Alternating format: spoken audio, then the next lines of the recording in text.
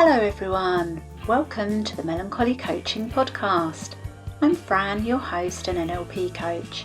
Join me as I interview inspiring business owners and self-improvement seekers about their experiences whilst delving into personal development, motivation and strategies for overcoming challenges.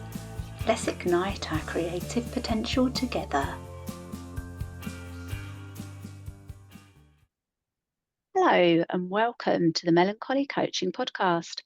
I'm Fran, your NLP coach, and it's my pleasure to introduce a remarkable woman who's faced her own challenges with depression and ADHD.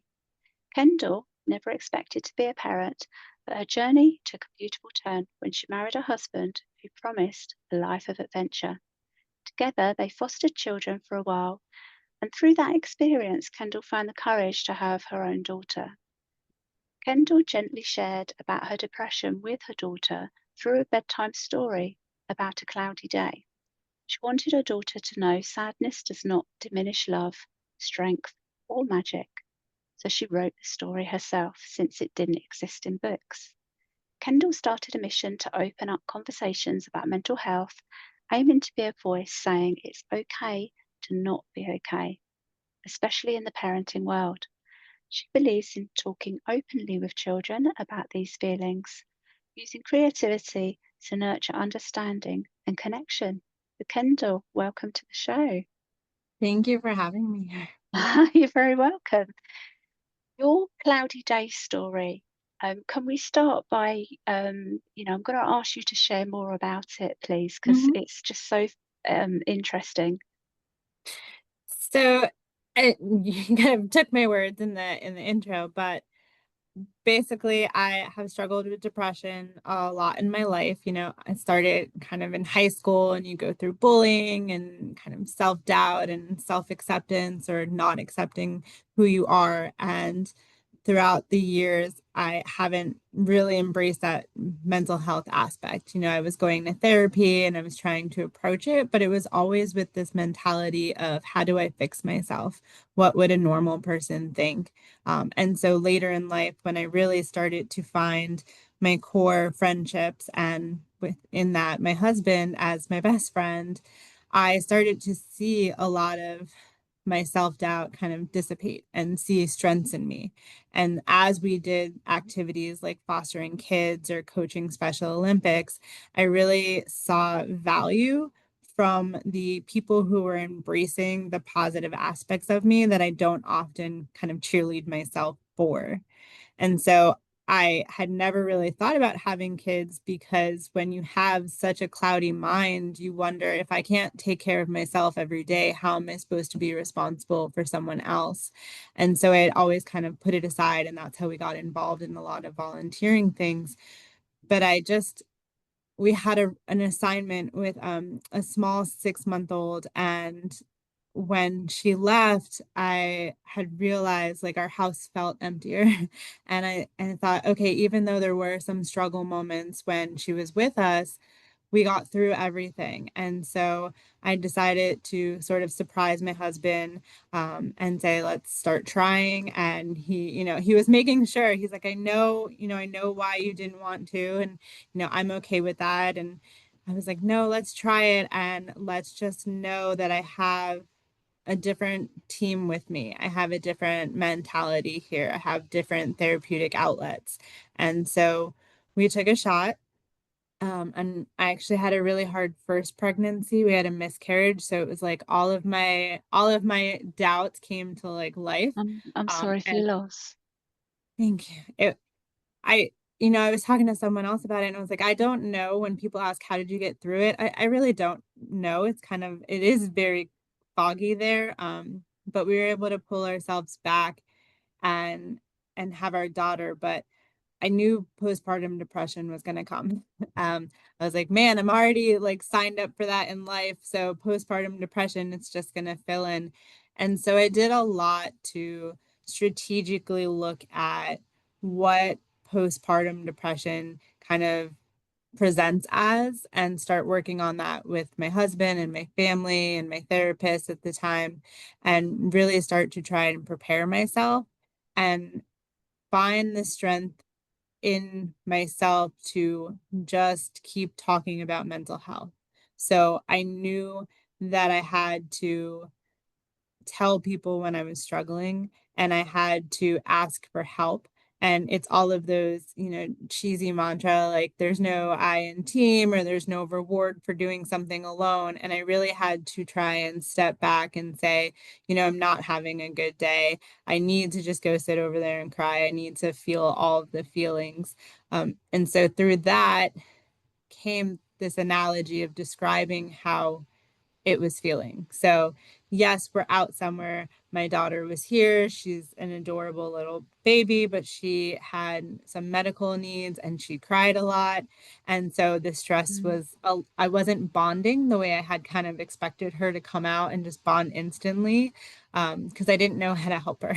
And so I would cry a lot and I would just cry in not complete sadness, just like overwhelming emotions. I don't know what's going on. I don't know how to handle it. I just need to get all this stress out.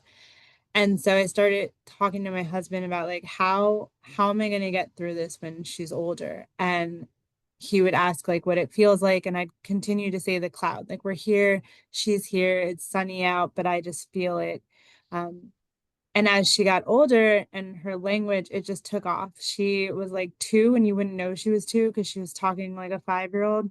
And so I was like, oh no, I have to start talking about it even sooner. And so the cloud helped because it's very easy. It's sunny out and suddenly the cloud blocks it. We got a cloud pillow and it was something I can kind of show her and say, it's not you, it's the cloudy day. And through that, it just felt like this acceptance to just say, yes, I'm struggling. Yeah. This, to me, your story actually shows a lot of emotional awareness of yourself, because to ask for help, you need to know that you need it, and you need to accept and give permission to receive it. But the fact that you were signaling that you didn't quite feel right shows to me that you had a lot of emotional awareness even throughout your depression. Sometimes, I would joke with my therapist. I'm like, sometimes I think I'm too aware because Right. I can constantly look at each side of what the battle is in my head.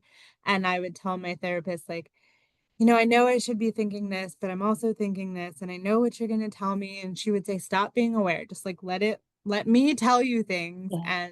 and kind of back up. But it for her, she also told me that that was the strength. So if you look at a lot of what's going on today, with people finally kind of accepting mental health out there more commonly and looking at, supports that are in place in workplaces and breaking that generational cycle, it's the awareness is maybe I'm not doing everything right, but just knowing that this doesn't feel good is kind of the win of the week. So maybe I had a really hard week and I let the depression win and I kind of showed up in places differently than I wanted to. But being aware of that is at the end of the week what I guess need to take as my strength to tell myself, okay, at least you knew it was different and you didn't have to fix yourself. You didn't have to go home. You could, and that's sort of the point of the book is that just because a cloud shows up at the beach with a mom, she doesn't have to go home. It doesn't mean she doesn't want to be there. It just means she's aware something's different and she needs to be there differently. Yeah.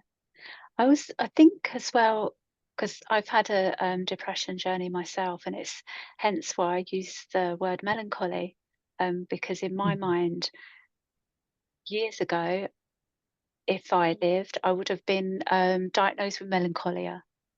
And I've kind of, I was born in 1970, and it wasn't overly a word used then, except for in classic literature. But I know that women were diagnosed with melancholia, even if they felt a little bit sad. And to me, it isn't a bad word in my vocabulary. It's something that evokes a longing, and that kind of what could be. Mhm. So it's a word that I use. And throughout my own depression, I disassociated quite heavily, but without realizing what I was doing. So it wasn't deliberate because our conscious minds, we can disassociate and come back again, that kind of thing. It's used a lot within coaching, and within timeline coaching and things like that. You can kind of disassociate and then associate with yourself again. And I didn't realize that I was just doing it kind of a lot. Um, so it took me a lot longer to have those signals in place that I needed help and that I was struggling. And once I did, it was a game changer. It's I joked with my husband, when I saw the therapist around the time of, when we were getting ready for postpartum depression, and I was like, "I just kinda want there to be something wrong with me," and he goes, "That's not how you're supposed to think," and I said, "No, because once you can identify something, Mm. you can then find the better tools to help that something." Yes. So, spending my life in high school and college not saying I have depression, but just kind of making excuses for why I didn't want to do things didn't help me become the stronger version of myself I am now, where I just walk around and go, yeah, I have depression. It is interesting too, when I had opened up about it during the journey of this book, I got a lot of like you, because it was having people understand what it looks like to different people. My depression is not that I'm staying in my room with the lights off under the blankets. Mine is that I can't be alone with myself. So I am an extreme planner. I have something every single day. I am extroverted. I talk. I surround myself with things to do and I keep busy.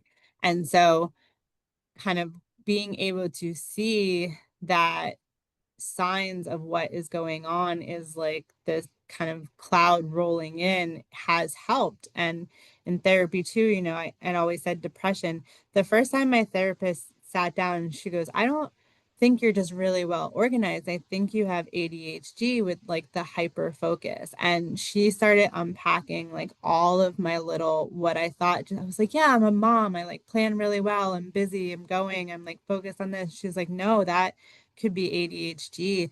And to back up and kind of get all of that laid out was very helpful because she gave me a very powerful book on ADHD and the marriage effect. And I was like, this is all me. And then it has the tools and strategies that you're able to do.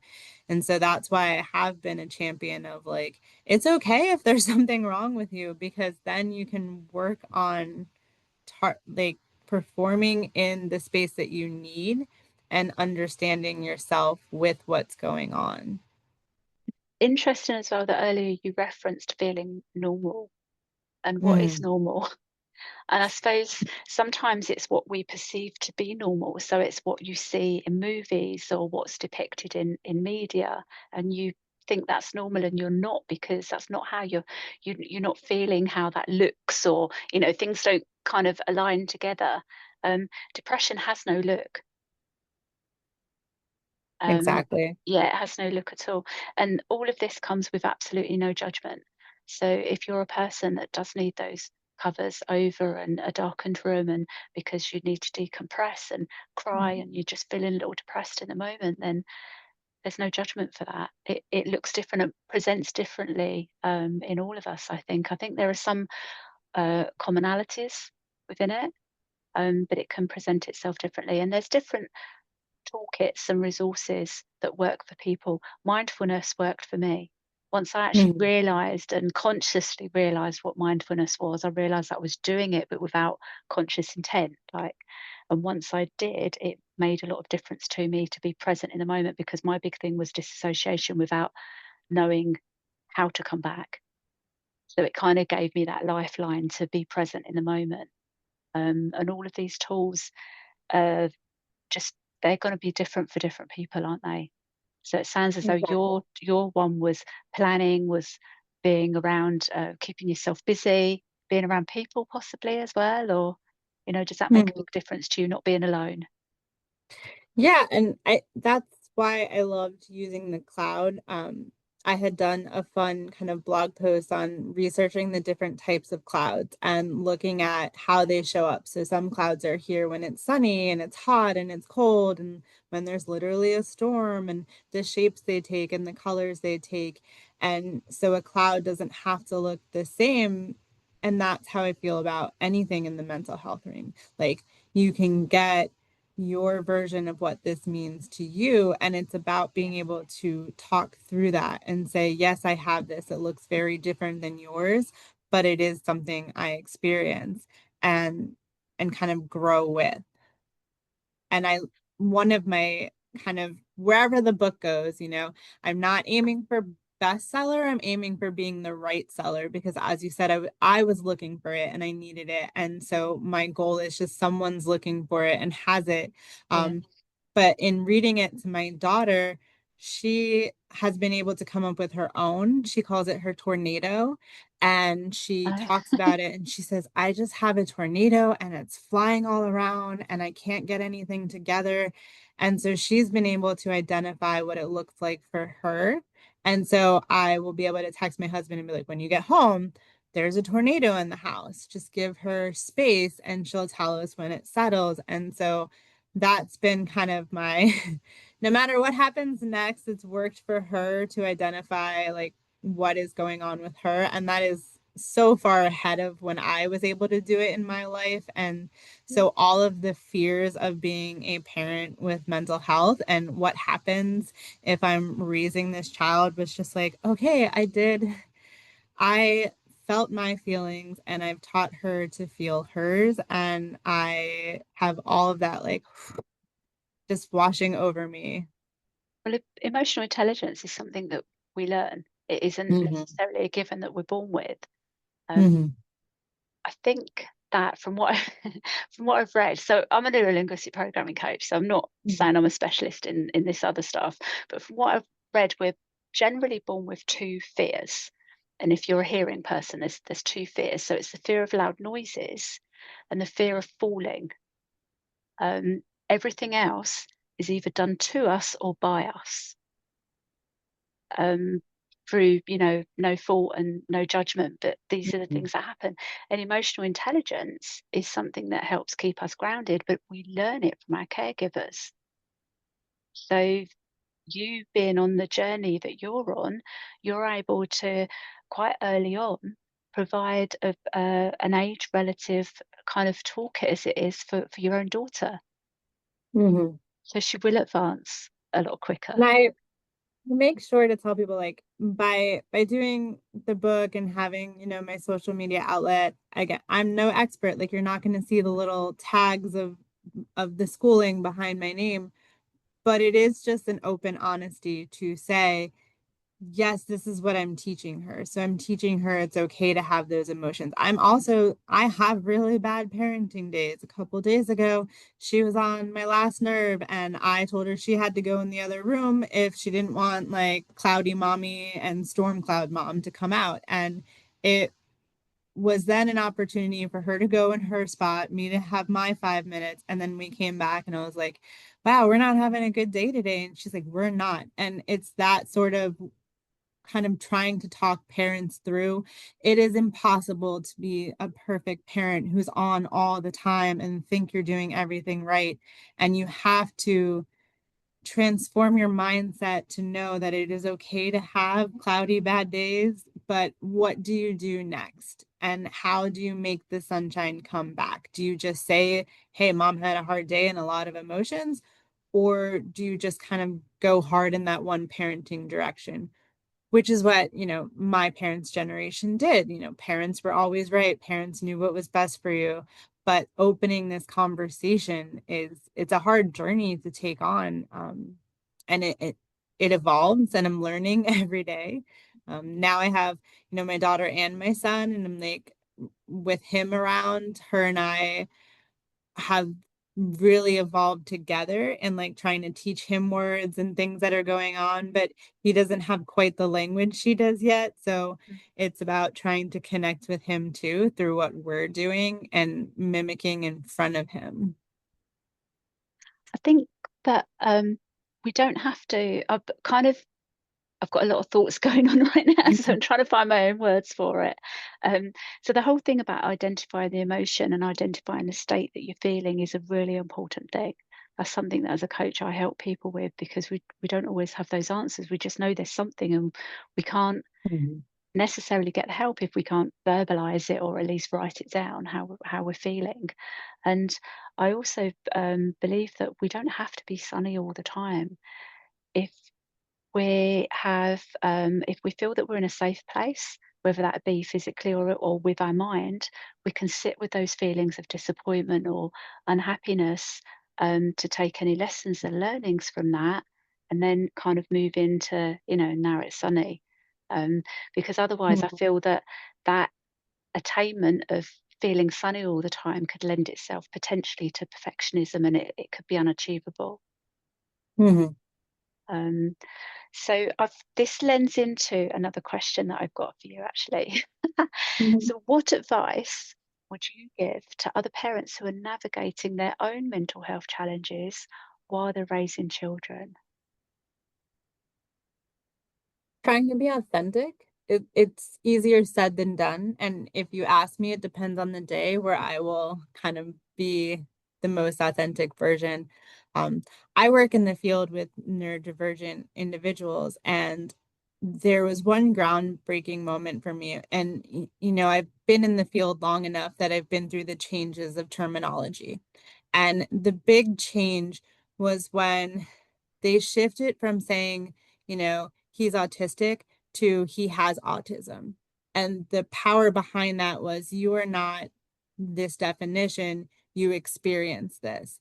And so when we started using that at work and it clicked and it made so much sense, and we were so happy that we were changing the narrative on that, it made me really step back and think like, I'm not depression, I experience depression, and it doesn't define all of who I am. And, in the book, um, people who've beta read, they asked me, the dad's really supportive. And I was like, well, my husband works in the field too. And those are lines he would tell me. And so he would remind me, like, you are not the cloud, you experience the cloud, it comes with you, it's not all of you. And so, my advice is whatever someone is struggling with, try to frame it that way, where it's hard because when the cloud's there, it's going to tell you that that is all you are. But on the day where there is sunshine, just stepping back and identifying that that is not all of you, that it is just a part or a thing you experience, and try to find that grounding, what is all of you, to remind yourself on days where whatever is hitting you hard is hitting you. Yeah. So it doesn't necessarily need to be your whole Mhm. identity. You don't need to take it on as an identity. It's interesting how you've just said things, actually, because my son has autism. So Mhm.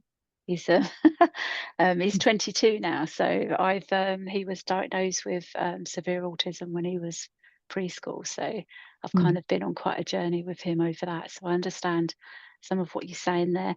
And just for clarity for anybody listening, I'm based in the UK. Um, so I think our terminology is more or less the same, though over here we generally say postnatal depression. And I think you're saying Okay. postpartum. Yeah, we say Yeah. postnatal depression, but it's the same thing. Because whereabouts are you based? United States in Maryland. Yeah, in Maryland. I've got no idea where that is, but I've heard of it. I know where the United States is, obviously. I've heard of that as well, but I've never been there. So, um, is that just out of interest? So obviously the UK is a lot smaller, like where I am. I'm Mhm. based in England, so part of the UK, and we've got lots of different dialects and different kind of local things that are said. But generally, it's like a standard thing, the whole mental health language and postnatal language and stuff like that. Is it fairly universal within the whole of America, like the same sort of wording? Yes. I Mm, I am lucky in Maryland. We are really progressive, and I think things take off a lot faster, okay, and kind of statewide is, you can find a lot of support. And so I've been lucky in that respect, in even the services and communities I've been able to build. But it is generally statewide that the right. terminology is kind of catching on. Um, so what I'd like to ask you now is, what is a vision or goal you have, that you hope to achieve in the next 5 years? And that could be both personal or just professionally.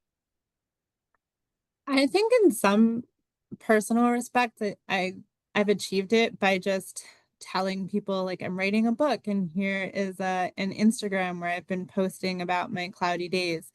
Um, it's something where, as a mom, you put on that smile and you go out in the day, and moms don't get sick and moms can't have days off. And so that's kind of how I've always felt about mental health. Is like I still have to go out there and kind of be me, but it's been great through this journey to open up to people and kind of say, and I've been able to text friends, and instead of an excuse, I've just been like, hey, I'm having a cloudy day, I can't come, and just have them understand it and then hold space for me.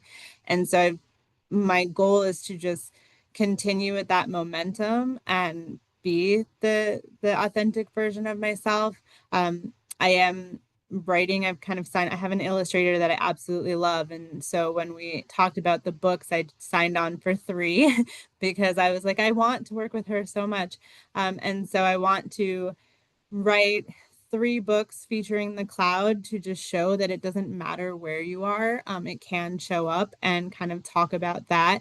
And then just continue to do things like this where I am connecting, not for like, please go buy my book, but really because I want to talk mental health. And that is the whole kind of mission of what I'm doing, is saying we need to embrace these areas of our life that need that coaching step or need Yeah. to feel our feelings. And so my goal through it is to kind of use this to develop the Instagram and have other people connect and talk about their cloudy days or what their cloud looks like. And, I want to be able to have the networks where we do just start to be open with each other without making excuses for what we need, but really just saying, this is what I need. Think that your book in itself will then act as a lead magnet to draw people to the community that you're building. Mhm. Um, where Yes. would you like that to go? So you're building up your Instagram, you're building up a community. What do you see the future of that? So I'm going self-publishing, and in Yeah, that, it's because when I've talked with some traditional publishers, there is what the mass market right now needs, and it's honestly happy animals doing nothing, just to bring everyone's spirits back up.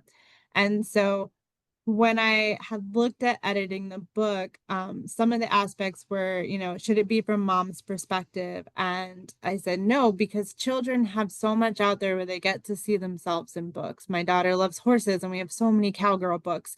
And so parents don't always have a tool to start a conversation. So there are parents, there are loved ones, there are family members who know kids out there struggling with something. And it's a heavier topic, and we don't always know how or when to bring that up. I don't say in the book, hey, I'm depressed to my kids ever. I say kind of, I'm having a cloud. I need a moment to rest. And so my daughter's been able to gather that. If you ask her right now, what's mom struggling with? I still don't think she'd say depression. She would just say, mom has a cloud. So as she grows with me, I can explain that's depression and here's what it is. And so my goal is to, I am marketing not to the kids who are going to walk into the library and say, "Oh, a beach day, pick up a book." Great if they do.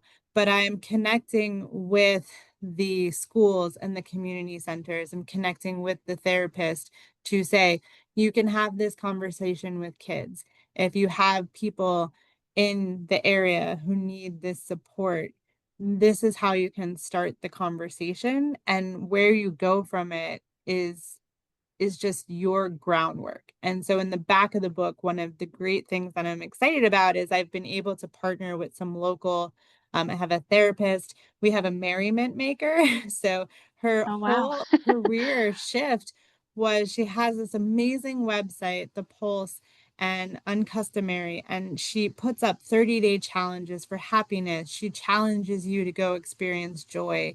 And so we're putting a challenge in the back of the book. We're asking questions about, what does your cloud look like, or what do you need? Because my I like goal that. from this is the conversation, and it's Yeah. not necessarily the core of the story. Yes, I worked really hard on it, and we're editing, and it looks so different through the versions, but it's really just a tool to the bigger creative kind of outlet that I want to come from it.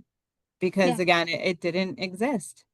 And having those collaborations as well Mhm. with others, offering something that's complementary to what you're doing. Yeah. Yeah, I love that. Thank you. Um, right, there's a lot of things there that I'm thinking about. And hopefully this has evoked a lot of thought in anybody listening as well. So thank you, Kendall, for sharing your story, and your heart, also your heart with us today. Your honesty and your courage inspire us all to be gentler with ourselves, and those around us. Um, if you would like to stay inspired and connected, with Kendall's journey, you can follow her. Now, you've mentioned Instagram, so you're on Instagram as Cloudy Day Chronicles. Yes. And what should anybody visiting your Instagram, what kind of things should they expect, or could they expect? So I am really bad at the formulaic, like Monday is this post, Tuesday is this post, because I have two kids, so it doesn't work out like that. I am dropping some book sneak peeks. I'm dropping illustrations right now, but the main things I always try to put out is I have some therapeutic kind of quotes to remind yourself that it's Oh, okay to feel your lovely. feelings. Yeah. I have the cloud on there giving some advice, and I also have open shares about cloudy and sunny days. So I show a little bit of what is going on in my life, with my family's permission, and how we kind of process through the emotions. And I want, by throwing up polls or kind of questions, just having people allow themselves the opportunity to also share anything that's heavy for them, anonymous as they want. I haven't actually shared someone's story yet, but it's been a lot of just showing kind of my presence through it. This is just as supportive for adults, Mhm. coming into your community and looking forward to your book as it is for the children, because then they can translate that, within, because you're using terminology and things that children can understand. It Mhm. sounds as though it's just as supportive for the adults as well that are going to come to your community, um, which I like. I would have loved something like this when I was younger, to just help me understand myself a little bit, and to let me know that I wasn't alone, and that I can give myself permission to feel, um, Mhm. and that it's okay. So I can see this speaking to a lot of people actually. It's very important. You've also got a website, so that's cloudydaychronicles.wordpress.com. And I think are you writing blogs on your website? Because I had a little look, and I'm pretty Yes. sure there's blogs on there, isn't there? Can you just tell Yes. us a little bit more about those? So through the journey, I kind of looked at what authors have. I'm really bad at the internet, so creating a website myself is not going to let's happen unless let's I pay let's someone. reframe that. Let's reframe that. I'm not into the internet, or Yes. let's reframe that. Yeah. The coding aspect of Right. trying to Okay. get it to function as a website. And so I also sat back and thought, like, if I did an author website, what would I really want to put on there? And again, a big part of it is presence and what happens, after the beach day when we go home. And so I've started the WordPress more as a blog to just Right. share the longer stories behind what is going on. So one of the big first posts was about why did I start all of this? And it was about being a parent who's hesitant to become a parent and what happens in that first postnatal depression, and trying to look at, how did I get to different places in my journey, and sharing like the fuller story for the adults kind of behind the book. And also just sometimes saying something that other people aren't saying. A big comfort in my journey with my daughter was finding kind of my core mom friends.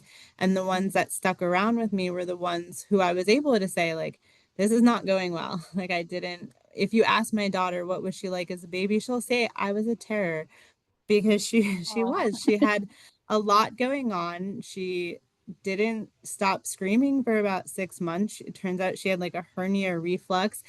People didn't want to like hold and cuddle her. She didn't like it, and she didn't smile until she was about 7 months. So there was a lot of emotions in there. And so the blog is really just, it's okay to talk about other sides than the smiling, happy stuff of parenting, but also see the happy moments in there. And so I'm trying to be more open about that, so a parent who is struggling doesn't feel alone and lost in it.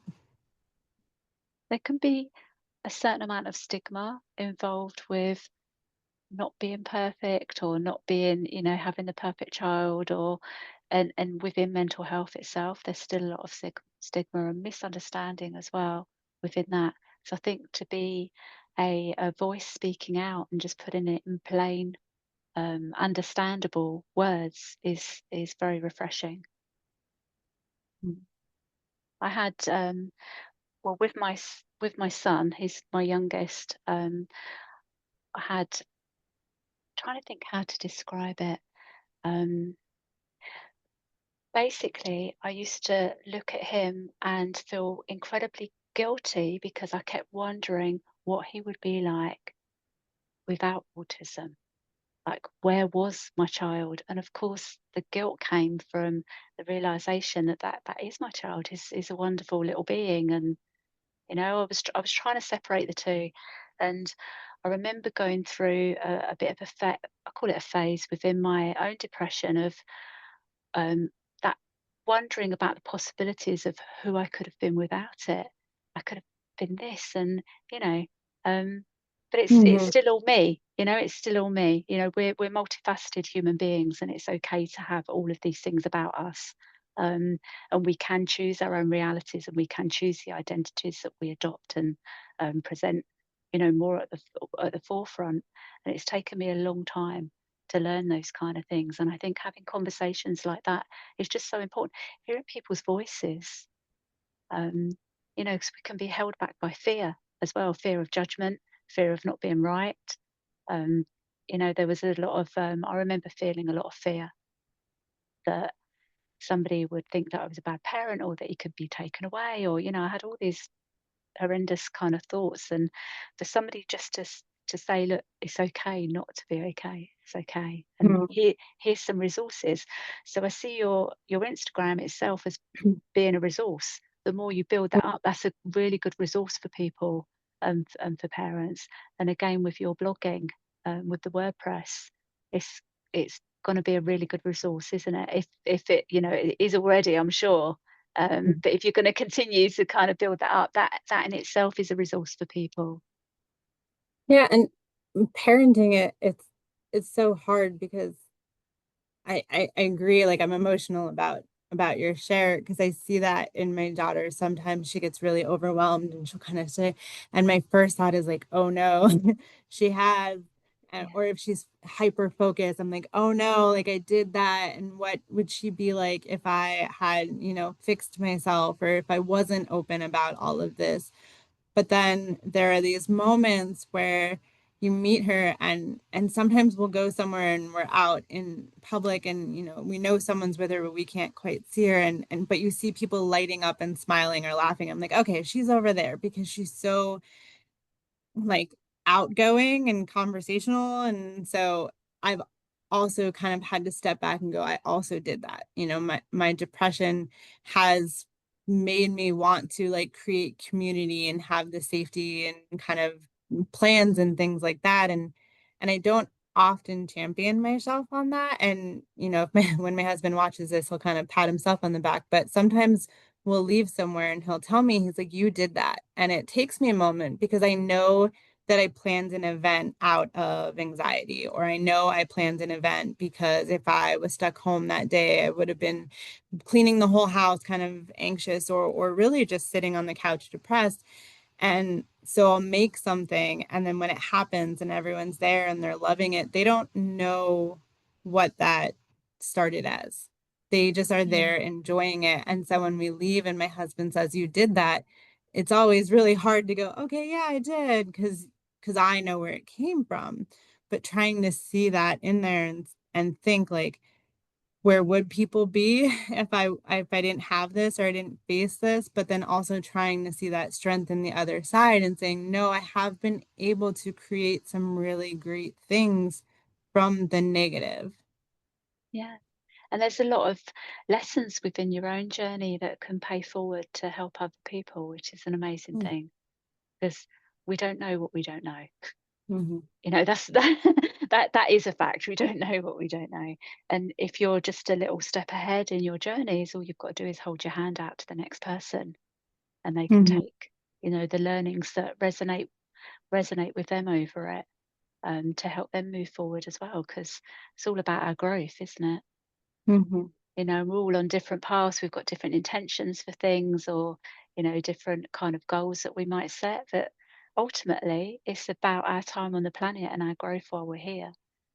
So I think it's a beautiful thing that you're doing.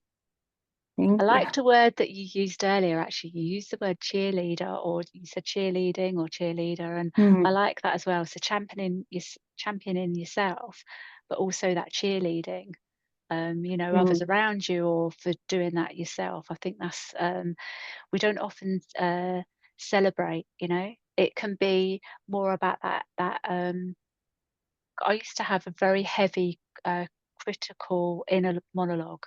It was almost like this voice that carries with me all the time, and it was always quite damning and quite negative. And it took me a long time to either turn the volume down on that, or to flip that and reframe it into something a bit more positive and a bit more healthy for my mind. Um, so I think that when using the words I think a lot, because this really has got me thinking, this whole conversation has got me thinking, um, that when people will come to your Instagram and they come to your blogs and have a look at it, it's going to be very inspiring, and they're going to find bits in there that resonate with their own journey, because we're all individuals. Um, but there's going to be bits in there that still resonate the same, isn't there? Mhm. Um, so thank you so much for sharing all of this. Thank you. And I love your future plan as well. Um, Thank you. Ah, and I'd like to talk to you a bit more about your WordPress website as well, just on a side note, Mhm. just in case there's anything that I can offer there in the way of support for you. Yeah. Um, so if you're interested in more content like this, be sure to check out Melancholy Coaching on YouTube. Until next time, stay curious and keep igniting your creative potential. And go find Kendall at Cloudy Day Chronicles on Instagram, and on WordPress, cloudydaychronicles.wordpress.com. Thank you. Thank you. Bye. Bye for now, anyway. Thank you for joining me on the Melancholy Coaching Podcast. I'd love you to subscribe. For queries or to connect, email info@melancholymentor.com. Until next time, keep igniting your creative potential.